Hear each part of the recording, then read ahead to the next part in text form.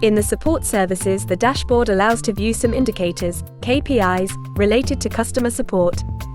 It is possible to check the number of total, open, unassigned and expiring tickets in the last 24 hours. By scrolling down, data and graphs on the history of the last 12 months are shown. Number of tickets by status and time period, number of closed and expired tickets, percentage of tickets by priority, group and operator.